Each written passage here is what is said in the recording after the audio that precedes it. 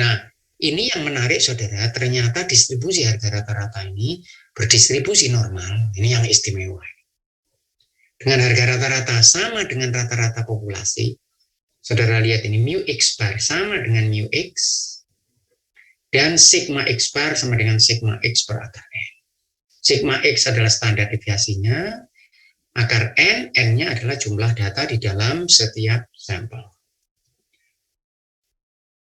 Nah, karena dia sudah punya harga rata-rata dan standar deviasi, saya bisa mencari berapa kemungkinan misalnya harga rata-rata saya, kalau tadinya 100, saya punya rata-rata 100, ini mu x sama dengan 100, dengan standar deviasi, umpamanya saja 12, saya ambil sampel yang n-nya 36, berapa kemungkinan saya mendapatkan harga X bar, ini X bar sekarang bicaranya tidak ada lagi X, saudara lihat ini, tidak ada lagi X, yang ada cuma X bar, datanya adalah X bar, berapa harga X bar yang misalnya 102,3, berapa kemungkinan saudara dapatkan. Nah, kalau saya punya seperti ini, maka saya punya distribusi rata-rata. Berapa rata-ratanya, saudara? Mu x bar sama dengan mu x, sehingga rata-ratanya sama dengan mu x, sama dengan 100. Kemudian standar deviasinya adalah sama dengan berapa, saudara? Sama dengan 12 dibagi akar 36. 12 dibagi akar 36 sama dengan 2. Baik, ada yang ditanyakan sampai di sini? Belum? Baik, sekarang saya yang tanya. Saya mulai dari siapa? Saya mulai dari Alvin. Ada Alvin? Iya, bro. Baik, distribusi harga rata-rata saya ini berdistribusi apa, Alvin? Normal, bro. Baik, Rian, rata-ratanya berapa, Rian? Maaf, bro, baru join. Baik, Gusti, rata-ratanya berapa, Gusti? 100. Tanda deviasinya berapa, Mulivia? 2, Bro. Novia, ada enggak yang lebih besar dari 100 rata-ratanya, Novia? Oh, enggak ada karena apa? Rata-ratanya 100, ada enggak yang lebih besar dari 100? Ada enggak yang lebih kecil dari 100, Sandi? Ya, bro. Yeni, berapa yang lebih besar dari 100, berapa persen, Yeni? 50%, Prof. Sabit, berapa persen yang lebih kecil dari 100? 50, bro. 50%. Siapa? Damayanti, berapa persen yang terletak antara 98 sampai 102, Damayanti? 68%. Baik. Jadi persis seperti distribusi normal, persis tidak ada yang berbeda. Hanya sekarang yang berbeda apa? Yang berbeda bahwa rata-ratanya ini tidak berbeda, sama dengan rata-rata awal, standar deviasinya menjadi lebih kecil. Kemudian cara melihatnya dan semuanya persis. Kalau begitu, kalau ketika saya mencari ini, coba siapa ini? Saya mencari ini. Berapa ini probabilitasnya? Apa yang harus saya tahu? Mana yang berapa ini probabilitas yang saya arsir ini? Saya harus tahu apa? Harga ini. Berapa rata-rata ini? Ini berapa? Berapa rata-ratanya ini? Ini yang saya harus tahu. Kalau saya tahu rata-ratanya, maka saya bisa mencari apanya untuk mencari probabilitas ini? Z-nya, Bro. Nah, ini rumusnya seperti ini. Saudara lihat rumusnya sama, cuman X-nya yang tadi X sekarang berubah menjadi X bar, mu-nya yang tadi mu X sekarang berubah menjadi mu X bar, tetapi mu X bar sama dengan mu X sama dengan mu, standar deviasinya sama dengan sigma per akar N. Kemudian semuanya persis sama. Baik, ada yang ditanyakan?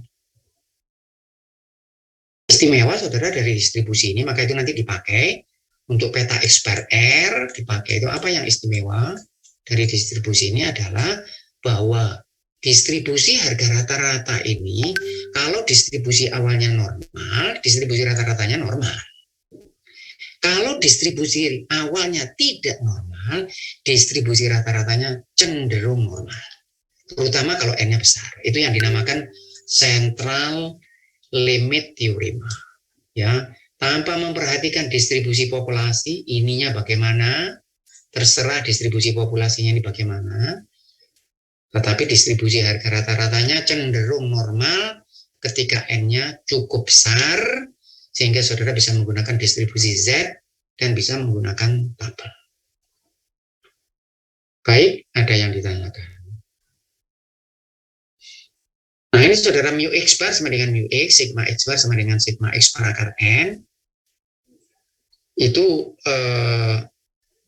saudara bisa membuktikan dengan mudah kalau mu X bar ini sama dengan mu X. Ya. Kalau saya punya angka misalnya 1, 2, 4, ini berapa saudara? 7, 3, 10, 10, saya pakai 10, kemudian ada 6, kemudian 2, kemudian 2, kemudian 4. Misalnya saya punya data begini. 1, 2, 4, 3, 6, 2, 2, 4. Berapa harga rata-ratanya ini? Berapa rata-ratanya? 1 tambah 2 tambah 4, 7, 10, 16, 24. 24 dibagi berapa? 8. Dapat berapa, saudara? Dapat berapa ya nih? 3, Bro. 3 ya. 3 ini apa? 3 ini apa ini? Rata-rata. Mu X, rata-rata mu X. Ya. Sekarang saudara cari rata-rata. Kalau saya ambil rata-ratanya. Sekarang silakan saudara mana? Saudara ambil supaya gampang saja. N-nya 2. Mana dan mana? Silakan siap, mana saja boleh. Ambil sesuka hati kita. Anik mau yang mana Anik? 1 digandeng apa Anik? 6. 6, baik. Boleh. 2 dengan mana? Olivia? 3, Prof. 3 boleh. Kemudian saya 4 dengan mana? Sandi. Ini saya hapus ya. 1 sudah, 6 sudah, 2 sudah, 3 sudah, 4 dengan mana Sandi? Dengan 2, Prof. 2 boleh. Yang tersisa apa? 2 dengan 4. Ya. Baik. Jadi ini saya buat sampel dengan 2 unit. N-nya 2. Nah, saudara lihat. Ini rata-ratanya berapa? 1 dengan 6 rata-ratanya berapa? 3,5. 3,5. 2 dengan 3 rata-ratanya berapa? 2,5. 2,5. 4 dengan 2 rata-ratanya berapa? 3. 2 dengan 4 rata-ratanya berapa? Nah, ini kalau ditambahkan berapa? 6. Ditambah 6, 12. Kalau 12 dibagi 4 ini berapa? Rata-rata dari rata-rata ini berapa? 3. Nah, saudara lihat sama dengan ini? Ya. Ya. Nah, itu menunjukkan apa? Mu X bar sama dengan mu X. Nah, sigma X bar sama dengan sigma per akar N ini dari rumus varian. Karena dicari rata-rata, maka variansnya nanti adalah, ya kalau saya punya Y sama dengan AX, begini, AX, maka varians dari Y sama dengan A kuadrat varian X. Kenapa kok A kuadrat? Karena rumusnya itu dikuadratkan, saudara. Saudara kalau mencari rumus varian itu kan XI minus X bar kuadrat. Maka itu kalau di sini ada konstanta A, ya hasilnya A kuadrat. Terus dapat rumus seperti ini. Sigma X bar sama dengan sigma X per akar. Baik, ada yang ditanyakan? Silakan. Nah, gimana prinsip daripada central limit theorem ini? Ini satu teori yang barangkali paling terkenal, saudara, di dunia statistik, yang dinamakan central limit theorem ini. Yaitu yang mengatakan bahwa walaupun distribusi populasinya ini tidak normal, tetapi ketika saudara bekerja dengan harga rata-rata, maka saudara, dia distribusi rata-ratanya ini normal. Sehingga di dalam penelitian, kadang-kadang saya tidak pernah punya ini, saudara. Tidak mungkin saya punya distribusi populasi. Tetapi dari populasi yang saya teliti, saya ambil sampel. Kemudian sampel ini, saya bisa menggunakan berapa kemungkinan sampel lebih besar dari harga tertentu.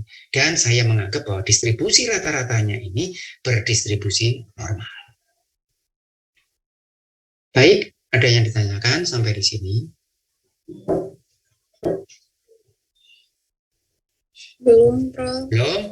Nah, saya punya contoh seperti ini, saudara. Kalau saya punya contoh, saudara lihat. Ini contoh yang sederhana, ya.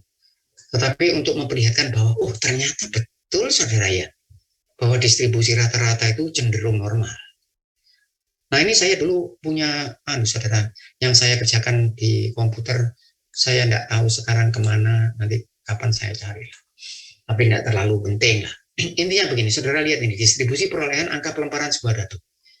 Kalau saudara melempar sebuah dadu, maka sample space, semua cara yang bisa saudara peroleh, semua event yang bisa saudara peroleh pada pelemparan sebuah dadu itu apa eventnya?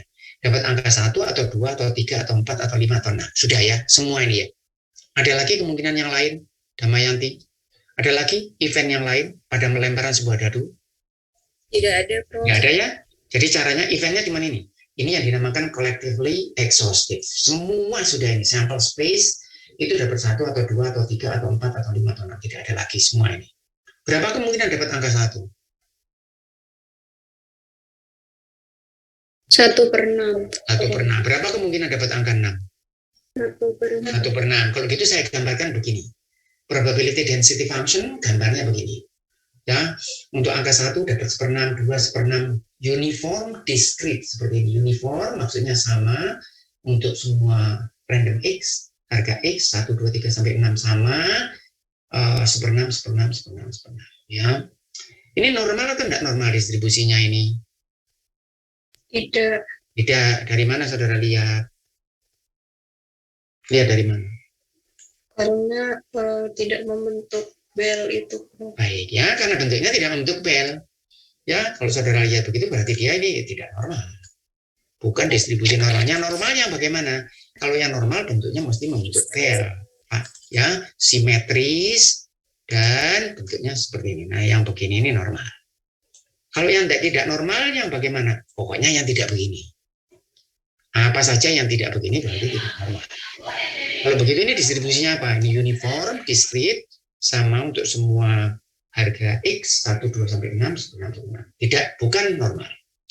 Nah, sekarang perhatikan. Kalau misalnya ini saya buat sehingga dadunya sekarang 2. Tadi 1, sekarang dadunya 2. Ini dadu 2. Bagaimana distribusi perolehan angka rata-rata pelemparan 2 buah dadu? Nah, ini saya buatkan tabel. Dadu 1 dan dadu 2.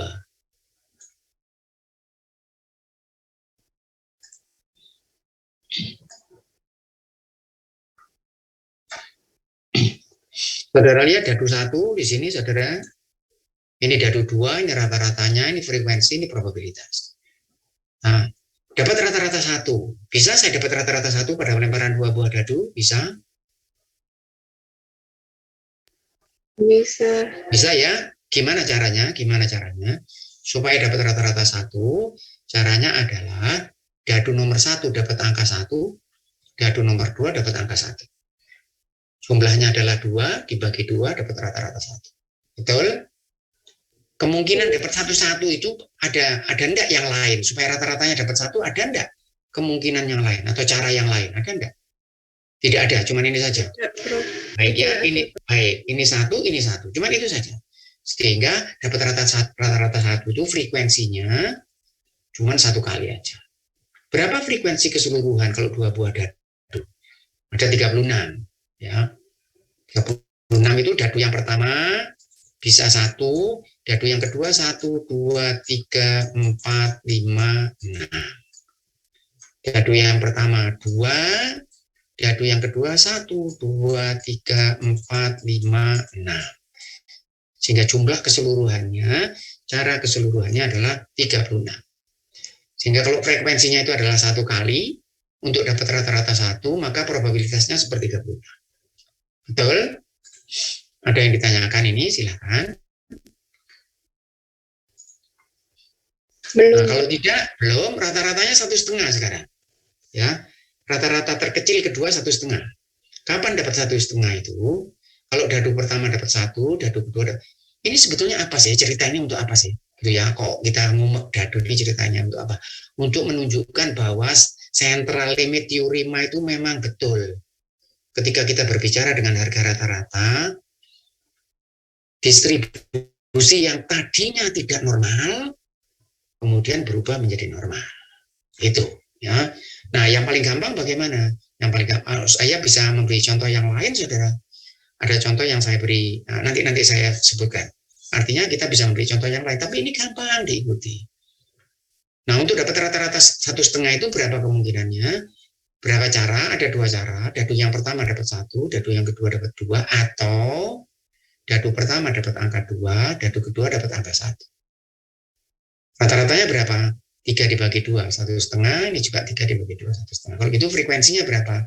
Ada 2 kali, ada 2 cara untuk mendapatkan rata-rata 1,5 itu.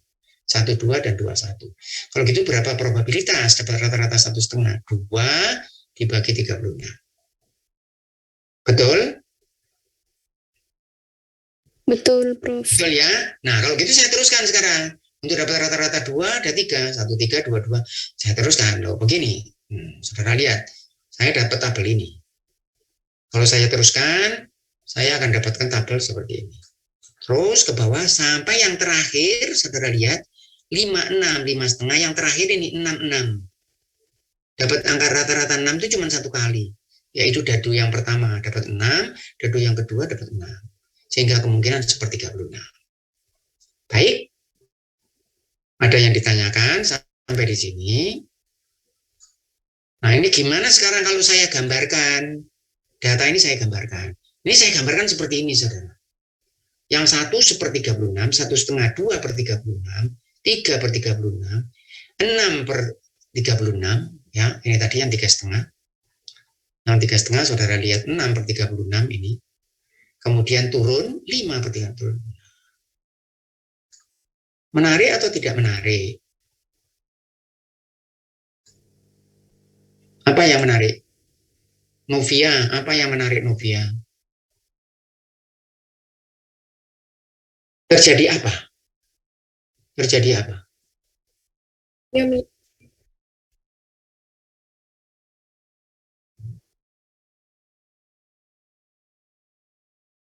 Ya, apa yang menarik dari percobaan ini?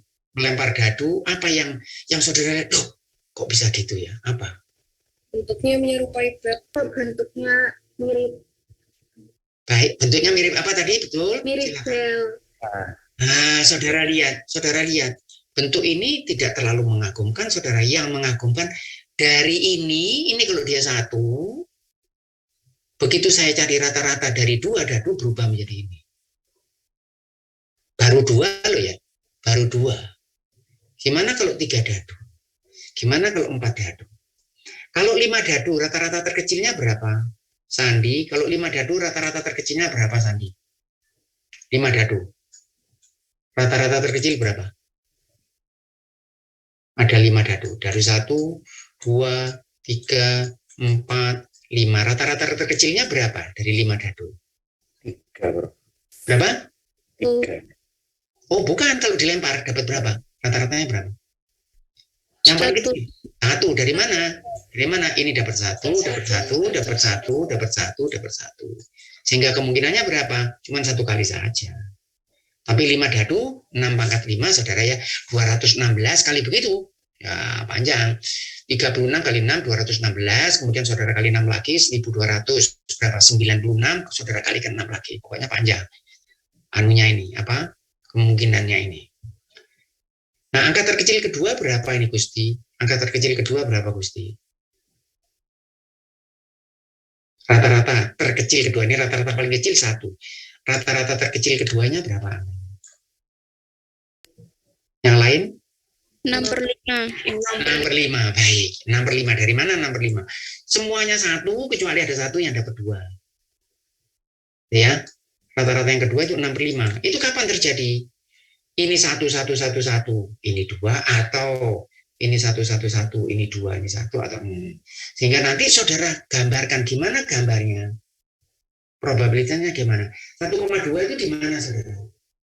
1,2 itu kira-kira di sini. Jadi ya ini 1,5. Nanti harganya lebih besar. kemudian ada 1,4. Nah, ini kalau saudara gambarkan, ini nanti semakin mendekati distribusi normal. Karena ini baru 2, saudara. Gimana kalau 10? Gimana kalau 100 tadi?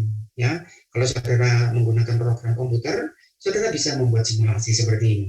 Jadi saya pernah membuat itu, saudara, dan hasilnya benar-benar mendekati distribusi normal. Semakin banyak datanya. Baru 5 saja sudah mendekati, saudara. Ini baru 2, saudara. Baru 2 kalau saudara gambar begini. Nah, ini baru 2. Ya, kalau saudara punya lebih dari itu, pastinya akan lebih besar. Ya. Baik, ada yang ditanyakan? Silakan. Nah, ini yang dinamakan central limit theorem. Yang mengatakan apa, saudara? Yang mengatakan walaupun distribusinya itu tidak normal, tetapi ketika dia mencari harga rata-rata, maka harga rata-ratanya adalah normal. Baik, ada yang ditanyakan? Silakan.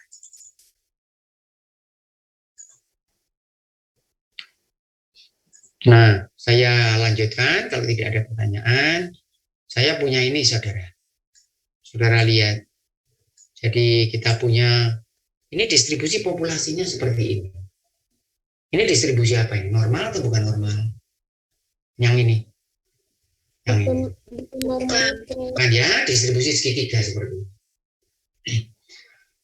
Misalnya bagaimana nih distribusi ini? Umpamanya saja saya punya sebanyak katakanlah 10.000, saudara, 10.000 angka. Ya, ini kalau saudara coba begini sulit, saudara. Tetapi kalau saudara pakai komputer, minta 10.000 angka random dari distribusi seperti ini gampang, saudara, gampang. Nah, saudara punya 10.000, ini angkanya itu dari 0 sampai 9. Nah, kalau distribusinya seperti ini, saudara, distribusi segitiga seperti ini yang paling banyak mananya? Yang paling banyak berapa frekuensinya yang paling banyak? Angka berapa yang paling banyak? 0. 0-nya paling banyak, 9-nya paling sedikit, gitu ya. Berapa kali lebih banyak? Tergantung sudut segitiga ini. Jadi anggap saja misalnya 0-nya banyaknya dari 10.000, 0-nya banyaknya 2.500. Ya. Kemudian satunya 2.200, gitu. Terus turun, jumlahnya 10.000. Dan distribusi ini adalah bukan distribusi yang normal. Nah, kemudian saya minta bahwa dari 10.000 angka, yang 0-nya lebih banyak, satunya kurang sedikit, 9-nya cuma mungkin 250, mungkin begitu kira-kira. Ini saya minta untuk diambil secara random, itu 30 unit. Kemudian dicari rata-ratanya. Setiap diambil dapat rata-rata. Diambil lagi 30 lagi secara random dapat rata-rata. Kemudian saya minta rata-ratanya ini untuk digambar. Nah, nanti keluarnya seperti ini. Oh, itu yang luar biasa, saudara. Jadi tadinya dalam bentuk segitiga seperti ini, tetapi begitu saudara berbicara tentang distribusi harga rata-rata, keluar bentuk, dan memang seperti ini bentuknya, saudara. Yang luar biasa. Kalau distribusinya saya balik. Kalau begini mana yang banyak, saudara? Mana yang banyak? 9. 9-nya lebih banyak. Bagaimana distribusinya? Keluar rata-rata lagi. Keluar distribusinya itu normal lagi. Kalau distribusinya begini, ini mana yang lebih banyak? 0 atau 9? Sama. Sama. Distribusinya keluarnya bagaimana? Rata-rata lagi. Maka itu central limit theorem mengatakan tanpa memperhatikan distribusi populasi. Apakah begini, ataukah random begini, uniform, ataukah segitiga, ataukah begini, ataukah begini, ataukah begini. Pokoknya distribusinya itu bagaimana saja, tetapi distribusi rata-ratanya cenderung normal. Itu adalah central limit theorem. Baik, ada yang ditanyakan? Nah, saya beri contoh, saudara. Hati-hati, saudara, di dalam soal hati-hati perpindahan, gitu ya. perpindahan distribusi rata-rata ke distribusi normal. Perpindahan dari distribusi individual ke distribusi rata-rata. Kalau distribusi individual, sigmanya ya cuma sigma gini aja. X, Z-nya minus mu dibagi sigma. Kalau distribusinya harga rata-rata, X bar minus mu dibagi sigma per akar N. Hati-hati kadang-kadang soal begitu saudara. Dari sini dibawa ke sini, tetapi kadang-kadang soal dibalik, punya ini yang ditanyakan. Kalau gitu saya tahu dari mana Pak? Saudara tahu dari soal. Baca soalnya baik-baik. Kalau dia mengatakan harga rata-rata, berarti ya maksudnya ini. Kalau dia tidak mengatakan itu, ya berarti maksudnya X. Ya, biasanya soalnya jelas. Nah, ini contoh ini saudara, berat tubuh penghuni sebuah apartemen dengan 500, anggap saja ini mungkin, asumsinya gitu ya, tidak harus begini, mungkin ini dibuat-buatlah soalnya. Ini ada apartemen saudara. Jumlah penghuninya berapa? 500 orang. Nah, rata-rata beratnya adalah 60 orangnya ini dengan standar deviasi 12. Kemudian ada lift di apartemen itu yang isinya 9 orang. Nah, saya tanya lagi, saudara masih ingat enggak ini pertanyaan? Ini berapa jumlah orangnya Alvin? Di apartemen itu berapa jumlah orangnya? 500, Bro. 500. Distribusinya apa ini? Apa ini? Karakteristik normal. Ya, karakteristik kualitasnya apa ini kali ini? Berat tubuh. Berat tubuh ya. Berapa rata-ratanya Gusti? 60. Berapa standar deviasinya Sandi? 12 kg. 12. Yeni, ada enggak orang yang beratnya lebih dari 60? Ada, Prof. Berapa persen Rian yang lebih besar dari 60? Rata-rata ini. Berapa persen yang lebih besar dari 60? 50%. 50%. Berapa persen yang lebih kecil dari 60? 50%. Berapa kemungkinan orang di dalam apartemen itu yang beratnya antara 48 sampai 72? Dari mana ini Novia? 4872 Novia.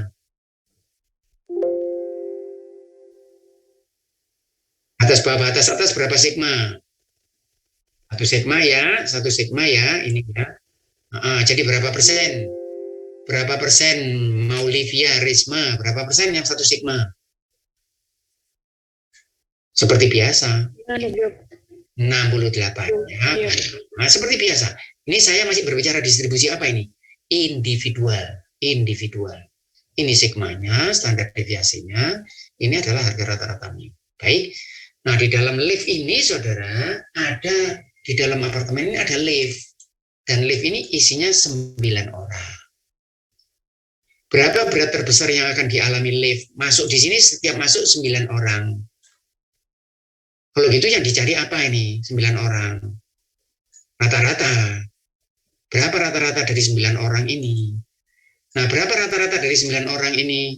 Sabit. Berapa rata-rata dari 9 orang ini sabit? Hati-hati distribusi rata-rata itu bagaimana rata-ratanya? Berapa rata-rata dari 9 orang? 60. Tetap 60. Mu X bar sama dengan mu X. Berapa standar deviasinya? Ini 12, orangnya 9 kalau masuk. Berapa standar deviasi? 12 dibagi akar 9, jadi berapa? 4. Gitu ya. Sekarang saudara bicara apa saya ini? Distribusi rata-rata. Standar deviasi berapa? 60, rata-rata 60 dengan standar deviasi 4. Kembali lagi soal lama, mudah-mudahan saudara tidak bosan. Distribusinya apa? Distribusinya ini apa? Rata-rata ini normal. Ya. Harga rata-ratanya berapa? 60. Ada enggak yang lebih besar dari rata-rata? Ada. Berapa persen? 50%. Nah, terus begitu. Kalau yang terletak 56 sampai 64 berapa Sandy? 56 sampai 64. Dari mana itu 56 64?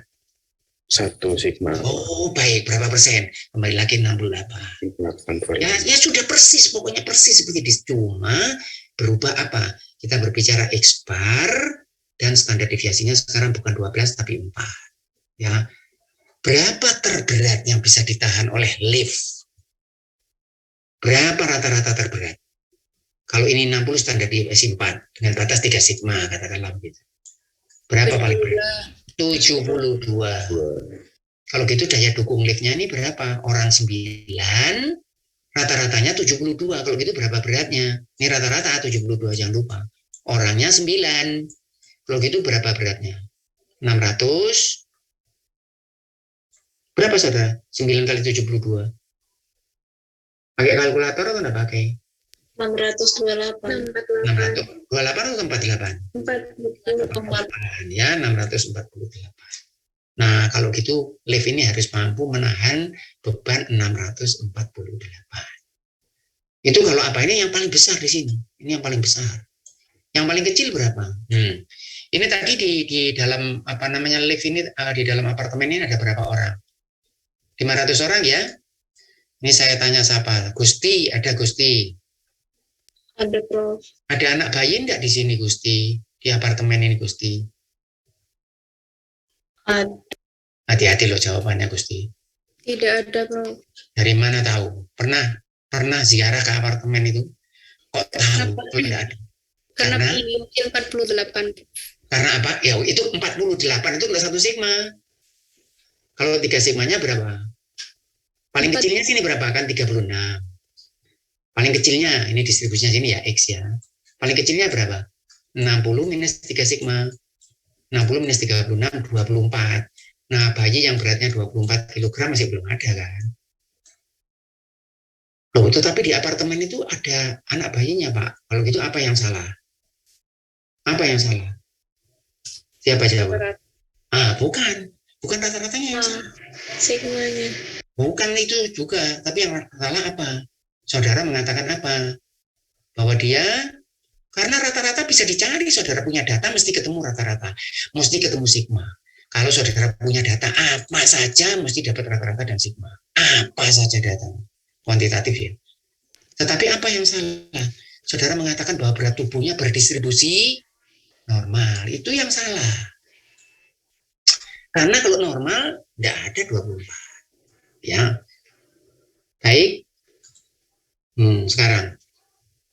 Ada 100 mahasiswa. Coba, 100 mahasiswa. Kemudian nilai ujiannya berdistribusi normal.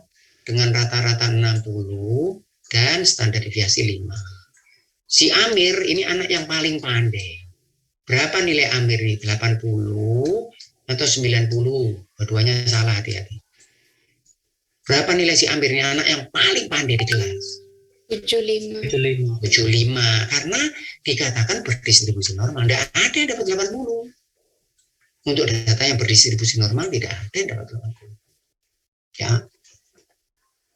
Maka itu hati-hati dengan distribusi normal dan hati-hati dengan distribusi rata-rata. Baik, ada yang ditanyakan.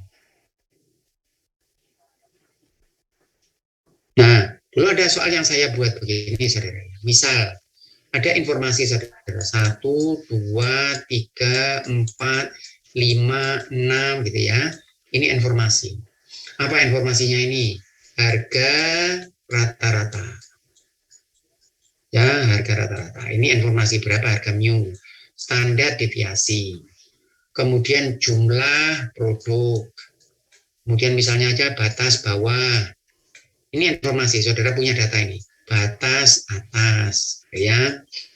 Ini kalau saudara saya tanya, data apa yang saudara butuhkan? Informasi apa yang saudara butuhkan untuk mengetahui berapa probabilitas bahwa data saya lebih besar dari harga rata-rata? Itu yang mana yang saudara butuhkan?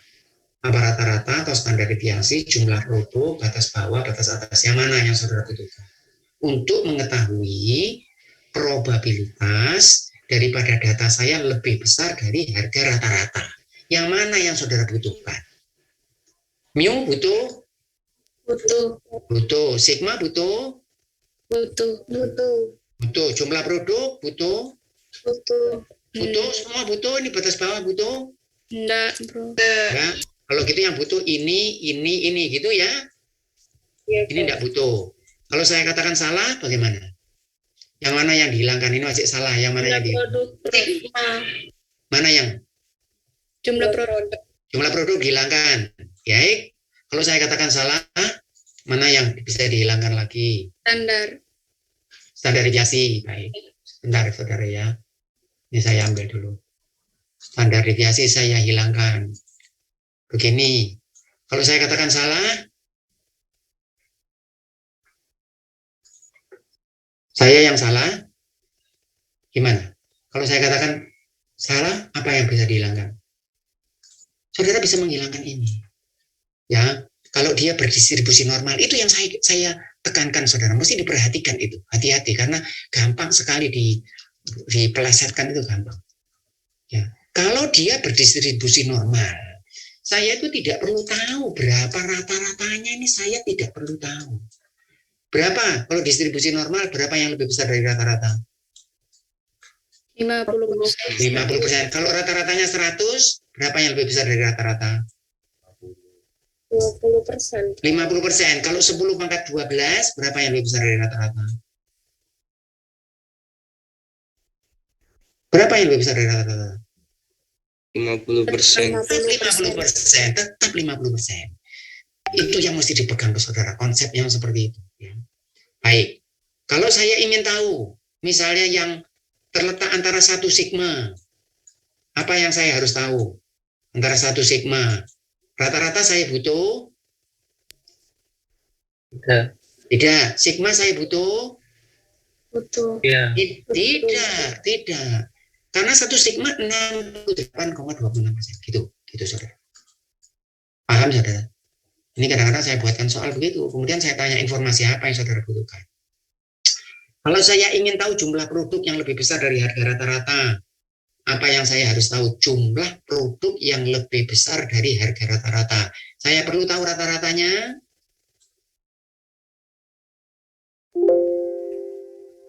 Perlu? Oh, tadi tidak perlu, karena masih 50%. Perlu standar deviasi? Tidak perlu. Yang perlu cuma jumlah produknya ini berapa. Kalau jumlah produknya 1000, berarti ada 500 yang lebih besar dari harga rata-rata. Gitu.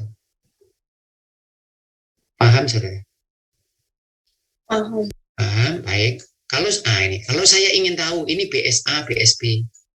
Ya, ini BSB batas bawah lah. Ini batas atas.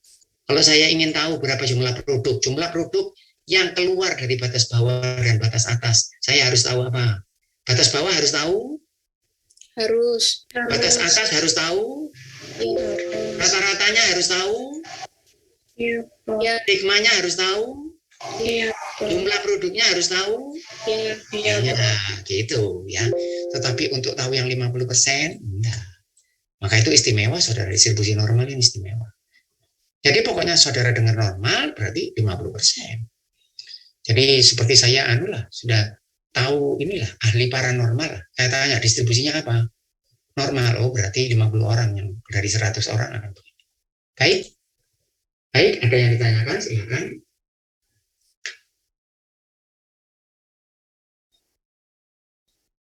Baik, cukup tentang distribusi harga rata-rata ini. Nanti saudara dipakai di peta X bar R. Mungkin nanti Pak Bobi yang memberikan ini, saya akan memberikan peta P, saudara. Tapi nanti untuk kuliah belakangan. Baik, Masda punya pertanyaan, Masda? Belum, Bro. Belum? Paham tapi? Ya. Bisa mengikuti. Baik. Ada yang ingin menanyakan sesuatu? Baik, kalau tidak ada, saya stop sharing, saudara. Saya kirimkan kuisnya, waktunya 1 jam.